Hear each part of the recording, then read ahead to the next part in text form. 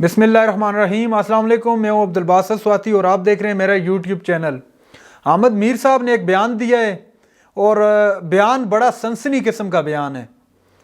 انہوں نے چونکہ یہ بیان ایک تقریب کے اندر خطاب کرتے ہوئے دیا، ان کو مدعو کیا گیا تھا مسلم لیگ نواز کی جانب سے، اور بہت سارے رازوں سے پردہ اٹھا دیا کہ عمران خان کو وزیراعظم نہیں بنانا چاہ رہے تھے یا عمران خان کی حکومت میں ان کو نہیں لانا چاہ رہے تھے، پھر ان کو مجبوری میں لایا گیا۔ ان کو لانے میں کون شامل تھا؟ 3-4 اہم شخصیات کے نام لیے انہوں نے، اور شہباز شریف کو اس سے پہلے مدعو کر کے ان کے سامنے کیا آفر رکھی، یہ سارے کا سارا معاملہ آپ کے سامنے رکھیں گے۔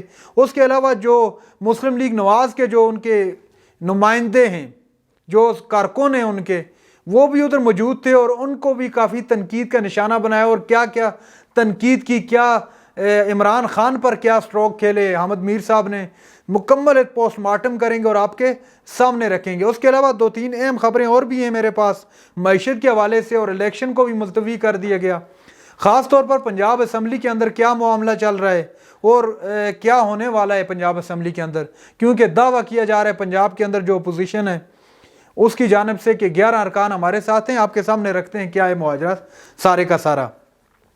سب سے پہلے احمد میر نے جو بیان دیا ہے، بڑا سنسنی قسم کا بیان تھا ان کا۔ اس بیان کے اندر انہوں نے جو موجودہ حکومت ہے ہماری، اس کے سامنے کچھ باتیں رکھی اور بڑا کچھ سامنے رکھ دیا، چونکہ بڑے راز تھے جن رازوں کو چھپایا جا رہا تھا، ان رازوں کو کھول کے سامنے رکھ دیا۔ کیا ہے آپ کے سامنے رکھتے ہیں؟ صرف عمران خان نہیں، آپ سارے یو ٹرن لیتے ہیں۔ سب سے پہلے انہوں نے ڈائریکٹ اٹیک کیا، یہ ڈائریکٹ اٹیک یہ کہ صرف عمران خان نہیں بلکہ آپ بھی اس میں شامل ہیں جناب، آپ بھی یو ٹرن لیتے ہیں، اور یو ٹرن تو عمران خان تو خود لیتے ہیں، واقعی میں اور بھی لیتے ہیں یو ٹرن۔ پھر ساتھ میں ایک اور تنقید کی عمران خان پر کہ آپ عمران خان اگرچہ زیادہ یو ٹرن لیتے ہیں، آپ کم لیتے ہیں۔ خوش آمدی بھی بننا پڑتا ہے نا، چونکہ حاضرین محفل جو ہے مسلم لیگ نواز کے لوگ تھے، باقی میں کچھ نہیں کہوں گا، آپ خود سمجھ سکتے ہیں۔ اس کے علاوہ دوسری جو بات انہوں نے کی وہ یہ کہ عمران خان نے خواجہ سعد رفیق کو جنرل سیکرٹری بننے کی دعوت دی، لیکن انہوں نے انکار کر دیا۔ اب یہ شکر کرتے ہوں گے کہ نہیں گیا ان کی پارٹی میں۔ اب یہ بات انہوں نے کیوں کی اور کس وجہ سے کی، میں آپ کو بتاتا ہوں۔ دراصل میں خواجہ سعد رفیق صاحب کی کچھ پارٹی میں کچھ معاملات ہو گئے تھے، کچھ ان بن سمجھے ہو گئی تھی، اور اس ان بن کے نتیجے میں ان کو پارٹی نے ایک شو کاز نوٹس دیا یا ان کو پارٹی سے سائیڈ لائن کرنے کی کوشش کی۔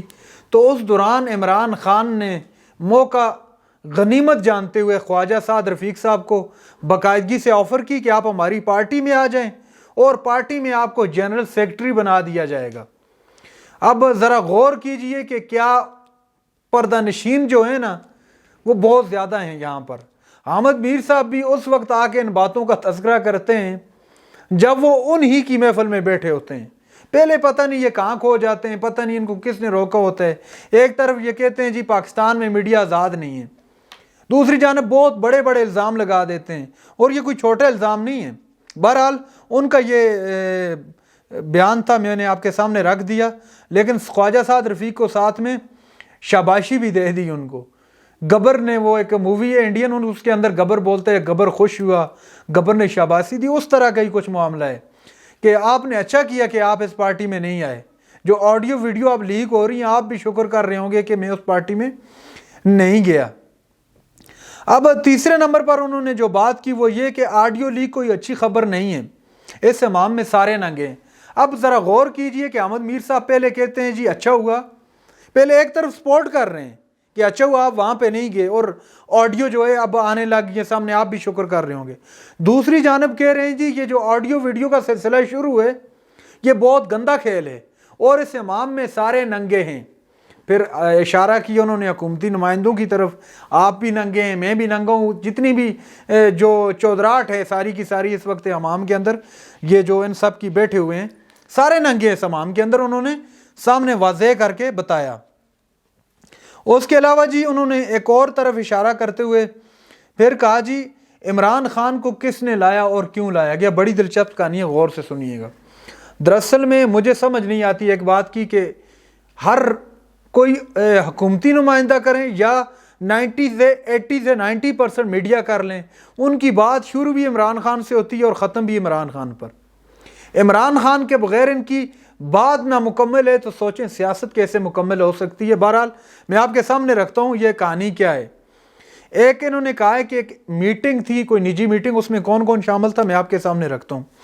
انہوں نے کہا جی جنرل قمر جاوید باجوہ صاحب، D G I S I نوید مختار صاحب جو اس وقت کے D G I S I تھے، اس کے علاوہ ڈی جی سی جنرل فیض صاحب اس میٹنگ میں شامل تھے۔ یہ جو میٹنگ ہوئی تھی یہ 3 بندوں کا نام لیا، جنرل باجوہ صاحب اور فیض حمید صاحب اور مختار صاحب، یہ 3 شامل تھے۔ انہوں نے ایک میٹنگ رکھی اور میٹنگ کے اندر شہباز شریف کو مدعو کیا۔ شہباز شریف کو بلانے کا مقصد یہ تھا کہ ان سے پوچھا گیا کہ اگر آپ کو وزیر اعظم بنا دیا جائے تو آپ کا وزیر خزانہ کون ہوگا، وزیر خارجہ کون ہوگا، آپ کی ٹیم کون سی ہوگی؟ جس پر شہباز شریف پہلے خاموش رہے، پھر انہوں نے کہا کہ یہ فیصلہ تو میری پارٹی نے کرنا ہے اور پارٹی فیصلہ کرے گی کہ کون وزیر خزانہ ہوگا، اور خاص طور پر نواز شریف کو انہوں نے کہا وہ میرے لیڈر ہیں، اگرچہ میں ان سے اور معاملوں میں اس وقت وہ سائیڈ لائن ہوئے ہیں پارٹی سے، لیکن 12 لیڈر وہی ہیں تو انہوں نے فیصلہ کرنا ہے۔ پھر دوبارہ سوال کیا گیا کہ کیا اگر آپ کو وزیر اعظم بنا دیا جائے، یہ تینوں بندے جو بیٹھے تھے جن کا میں نے نام لیا ان کی طرف سے سوال کیا گیا کہ اگر آپ کو وزیر اعظم بنا دیا جاتا ہے تو کیا خیال ہے، آپ ان کے کہنے کے بغیر بھی کچھ اپنی مرضی کے فیصلے بھی کریں گے یا جو ہم کہیں گے وہ بھی آپ کریں گے؟ جس پر شہباز شریف نے بڑا ڈپلومیٹک قسم کا جواب دیا کہ جی نہیں، ایسے نہیں ہو سکتا، آپ یہ بخوبی جانتے ہیں کہ میں اسٹیبلشمنٹ کے کبھی اینٹی اسٹیبلشمنٹ نہیں رہا، لیکن نواز شریف مجبوری ہے، وہ ہمارا لیڈر ہے، میرا بڑا بھائی ہے، اس نے پارٹی بنائی ہے تو فیصلہ وہی کریں گے، میں خود سے کوئی فیصلہ نہیں کر سکتا، میں ان کے خلاف جانے کا سوچ بھی نہیں سکتا۔ یہ 2018 کی بات ہو رہی ہے، یہ ذہن میں رکھیے گا۔ پھر احمد میر صاحب نے کہا جی، انہوں نے یہ کہتے ہوئے وہاں سے چلے گئے اور اس کے بعد پھر جنرل صاحب نے یہ فیصلہ کیا، یہ 3 جو لوگ تھے، فیض حمید صاحب، باجوہ صاحب، اس کے علاوہ مختار صاحب، انہوں نے یہ فیصلہ کیا کہ اب ان کو نہیں لانا، اب لانا ہے عمران خان کو۔ اب ذرا غور کیجئے، احمد میر صاحب یہ کہنا چاہ رہے ہیں کہ پاکستانیوں نے ووٹ نہیں دیا، وہ جو تقریباً 1.80 کروڑ کے لگ بھگ یا 2 کروڑ کے قریب جو ووٹ پڑے ہیں وہ ویسے عوام میں پڑ گئے ہیں۔ اب یہ الزام صرف غور کیجئے، یہ الزام صرف شہباز شریف پہ یا عمران خان پہ نہیں بلکہ کلیئرلی یہ اٹیک کر رہے ہیں اسٹیبلشمنٹ پر، کہ پھر اسٹیبلشمنٹ نے یہ فیصلہ کیا کہ شہباز شریف کو وزیر اعظم نہیں بنایا جائے گا بلکہ عمران خان کو لایا جائے گا۔ پھر انہوں نے یہ کہتے ہوئے کہا کہ شہباز شریف نہیں بلکہ اس گناہ عمران خان کو لانے کے گناہ میں صرف اسٹیبلشمنٹ نہیں بلکہ شہباز شریف بھی شامل ہے۔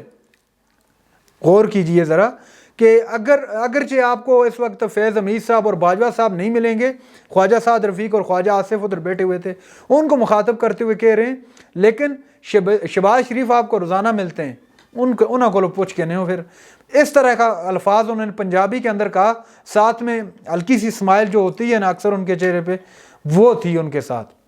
اب ذرا غور کیجئے، یہ الزام پہ الزام لگائے جا رہے ہیں، لیکن پوچھنے والا یہاں پہ بہرحال کوئی نہیں ہے، میں اس پہ زیادہ آگے نہیں جاؤں گا۔ آگے انہوں نے کہا جی باجوہ صاحب مجبور ہیں، ان کو لانے پر پہلے آپ جمہوریت پارٹی میں لائیں، اس کے بعد جمہوریت سے گلہ کریں۔ اب ان کا کہنا تھا جی باجوہ صاحب مجبور ہو گئے عمران خان کو لانے کے لیے، وہی بات، پھر ان کو مجبوری میں عمران خان کو لانا پڑا، پھر وہ ان کے خلاف ہو گئے، پھر چن چن کر انہوں نے بدلے لیے شہباز شریف صاحب سے، خواجہ آصف صاحب سے، سعد رفیق صاحب سے۔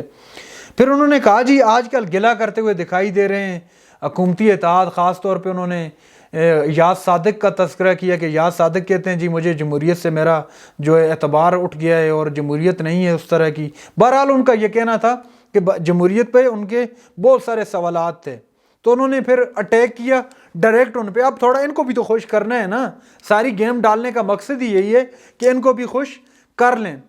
پھر انہوں نے کہا جی کہ پہلے آپ پارٹی کے اندر جمہوریت لائیں، مین کے انٹرا پارٹی الیکشن کروائیں۔ یہ کیا بات ہے کہ کوئی بھی بات شہباز شریف کرتا ہے وہی پارٹی کی بات ہے، نواز شریف کرتا ہے وہی پارٹی کی بات ہے، یہ کہاں کی جمہوریت ہے؟ تو بہرحال آپ پہلے پارٹی کے اندر جمہوریت لائیں، اس کے بعد جمہوریت پہ گلہ کریں۔ پارٹی کے اندر جمہوریت نہیں اور آپ جمہوریت کے جو ہے قصے لاپتے پھر رہے ہیں ارد گرد، اس بات پہ غور کیجئے گا۔ تو یہ تھا جی ان کا خطاب، میں نے آپ کے سامنے رکھا. آپ تھوڑی بات کر لیتے ہیں معیشت پہ. معیشت بہرحال تباہ حال ہے جی اس وقت. اب میں نے سنا ہے کہ 5000 پلس ہو گیا جی آٹا فی من. اب ذرا غور کیجئے، غریب کہاں جائے گا؟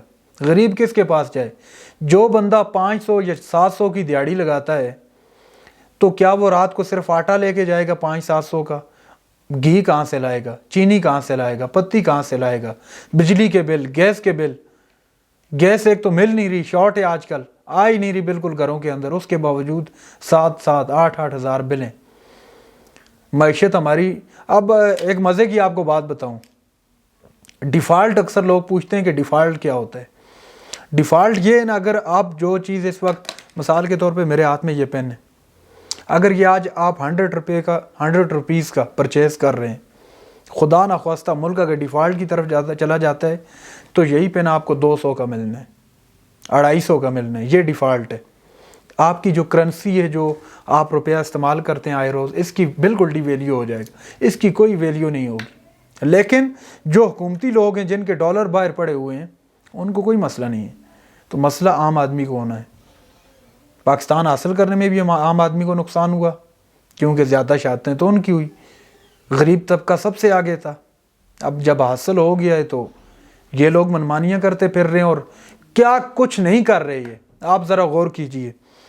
اکانومی جو ہماری ہے، جو فارن ریزرو ہیں ابھی ہمارے پاس، وہ بھی واپس کر رہے ہیں. سعودیہ کے، یو اے ای کے، چائنا کے. افغانستان کے اندر کیا اس وقت ہماری فارن پالیسی کدھر کھڑی ہے؟ ہماری دہشت گردی KPK کے اندر. اس کے علاوہ اسلام آباد تک تو پہنچ گئے ہیں دہشت گرد. اور کیا چاہتے ہیں آپ؟ اس سے آگے کیا ہو؟ کیا وہ آ کے سامنے آگے بولیں کہ ہم آپ کو مارنا چاہتے ہیں؟ تو یہ کھڑی ہے ہماری حکومت. اوپر سے الیکشن جو تھا اسلام آباد کا الیکشن، وہ بھی ملتوی ہو گئے. اب جو نچلی سطح تک اقتدار کی منتقلی کا روزانہ یہ جمہوریت کا قصہ، میں نے پہلے کہا کہ یاد صادق صاحب کہتے ہیں جمہوریت، تو یہ جمہوریت ہے آپ کی. جو جمہوریت کا مین ستون ہے الیکشن، وہی آپ نہیں کروا رہے. اسلام آباد کے اندر اتنا بڑا اپ سیٹ ہوا ہے، آپ نے جا کے، بہرحال ڈیٹیل میں نہیں جاؤں گا. آپ تھوڑی بہت پنجاب حکومت کے حوالے سے آپ کو 2-3 باتیں بتا دوں کہ دعویٰ کیا جا رہا ہے اپوزیشن کی جانب سے کہ 11 ارکان ہمارے ساتھ مل گئے ہیں جی. وہ کاف اور PTI کے بہت دونوں سائیڈوں سے بھی ہو سکتے ہیں اور خالی PTI کے بھی ہو سکتے ہیں. اب یہ تو کہنا کچھ بھی قبل از وقت ہوگا، لیکن دعویٰ بہرحال کیا جا رہا ہے. لیکن ایک بات میں آپ کو یہاں پہ بتا دوں، اگر ان کیس یہ جا کے ووٹ نہیں کاسٹ کرتے، ووٹ آف کانفیڈنس کے دوران یہ اسمبلی نہیں آتے، پھر کیا ہوگا؟ پھر ہوگا الیکشن دوبارہ، کیونکہ انہوں نے اپنا قائد ایوان تو چننا ہے، وزیر اعلیٰ کو تو چننا ہے. تو یہ وزیر اعلیٰ نہیں رہیں گے پرویز الہی صاحب، پھر ان کا دوبارہ انتخاب ہوگا. اور انتخاب اس طرح ہوگا، پھر یہ نہیں ہوگا کہ 186، بلکہ پھر جس کے پاس اکثریت ہوگی حمزہ شہباز، اور پھر وزیر اعلیٰ یہی آئیں گے اپنا PTI کی جانب سے پرویز الہی صاحب، پھر جس نے اکثریت حاصل کی. کیونکہ پھر اگر کوئی PTI کا کارکن یا کوئی اپنا کاف لیگ کا کوئی بھی MPA باہر جاتا ہے، ووٹ نہیں دیتا، پارلیمانی پارٹی کی خلاف ورزی کرتا ہے، پہلے تو اس کا ووٹ کاؤنٹ ہی نہیں ہوگا. اسپیکر بھی مزے کی بات PTI کا ہے، ووٹ کاؤنٹ نہیں ہوگا، اور اگر وہ ووٹ خلاف بھی دے دیتے تو اس کی رکنیت بھی معطل ہو جائے گی. یہ تھی آج کی ویڈیو. ناظرین اکرام جو میرے چینل پر نئے ہیں، چینل کو سبسکرائب کر لیں. اللہ حافظ.